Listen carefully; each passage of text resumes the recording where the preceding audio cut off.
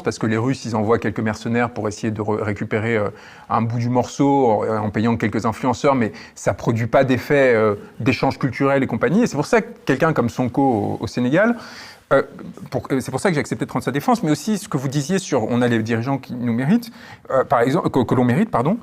Les Sénégalais nous donnent, à mon sens, au quotidien aujourd'hui, une grande leçon.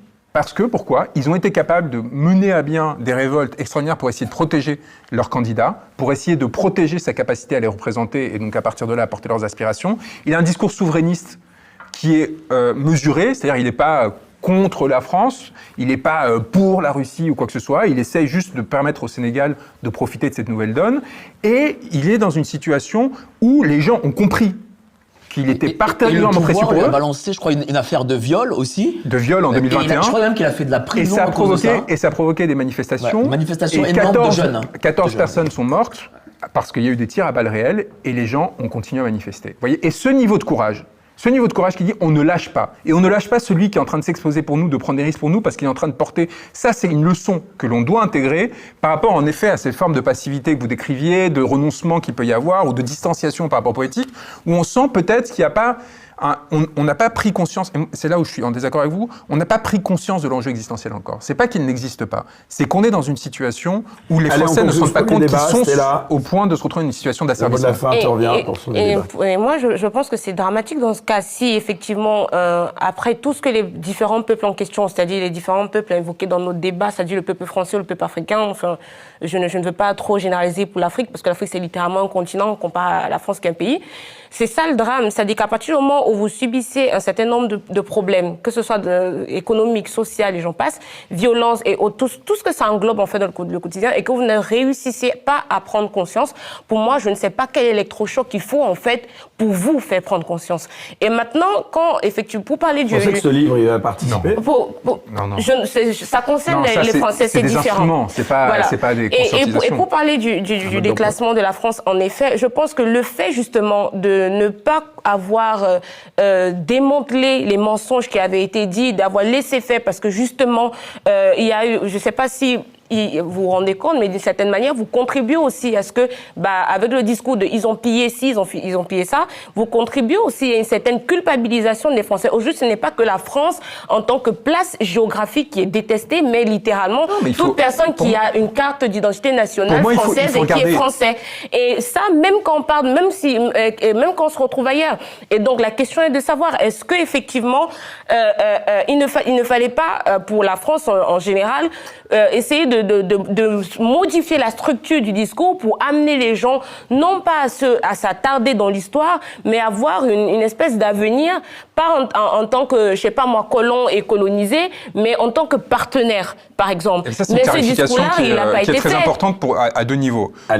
C'est très important, d'une part, parce que justement, ce qu'on essaie de faire, par exemple, avec Sonko, avec Kémy Séba, avec toute une série de personnes qui se battent, que ce soit sur le continent africain ou ailleurs, je pourrais parler du travail qu'on fait avec l'Espagne, avec des pays d'Europe et ainsi de suite, c'est l'idée de se dire, OK, comment est-ce qu'on sort de ces rapports entre élites dont ne profitent ni les populations françaises, ni les populations des pays étrangers avec lesquels la France fait alliance, en tout cas avec leurs élites. C'est-à-dire qu'on a le pillage, parce que moi je considère que c'est un pillage, qui a été mis en œuvre par la France pendant un certain nombre de siècles.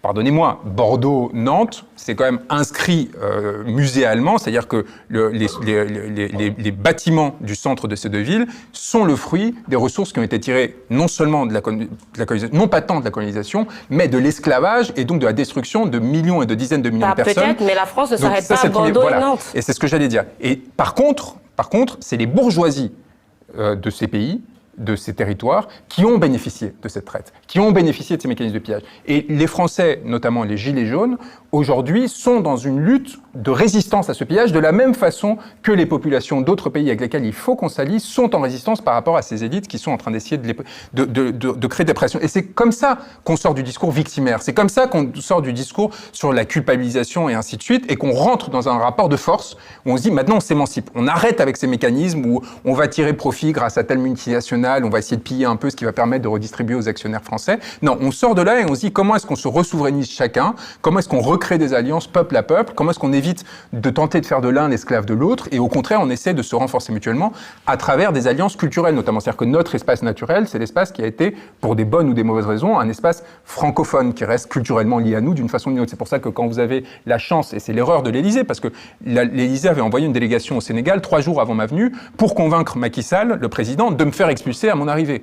Parce qu'ils avaient peur de la rencontre. Non, c'est pas je crois, ça a été dit, éprouvé par la presse locale, et évidemment par mes clients qui m'ont donné tous les éléments là-dessus. Et donc, pourquoi est-ce qu'ils sont dans cette situation-là? Parce qu'ils voient bien, ils se trompent complètement, ils ne voient pas que Sonko, en l'occurrence ce candidat, c'est pour vous donner un exemple. On a l'impression de parler du Sénégal, mais c'est pas qu'ils sont. On a des échanges entre l'Élysée et ces gens-là qui disent attention, vous ne rentrez pas pour avocat comme celui-ci, ou comme sur mon instruction, on va revenir sur. Vous avez un texte, mon histoire de viol par exemple. Vous avez quand même un bouquin publié par mes arcs-ennemis, c'est-à-dire les journalistes du Point et du Parisien, qui expliquent être allés rencontrer la conseillère de justice. Ça s'appelle Ministère de l'Injustice, c'est chez Grasset, donc un éditeur qui est pas complotiste, qui est pas susceptible de m'être favorable.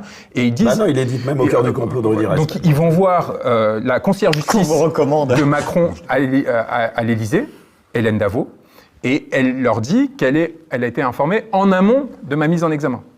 Et que c'est évidemment elle qui a servi de source pour le rendre public à tout le monde, mise en examen qui ne peut qu'être décidée par un juge d'instruction théoriquement indépendant, et une fois qu'il a entendu la personne concernée. Et donc là, l'Élysée est informée en amont de cette audition et de cette décision que je vais être mise en examen. Donc, savoir si l'Élysée s'intéresse à moi ou pas, je pense que la question, franchement, elle est presque déplacée dans les circonstances telles qu'elles existent aujourd'hui. Bon, en tout cas, on clôt ce premier débat. Avant d'aborder le second, justement, on va parler de sujets explosifs, donc de prendre, exercer le pouvoir. On termine avec...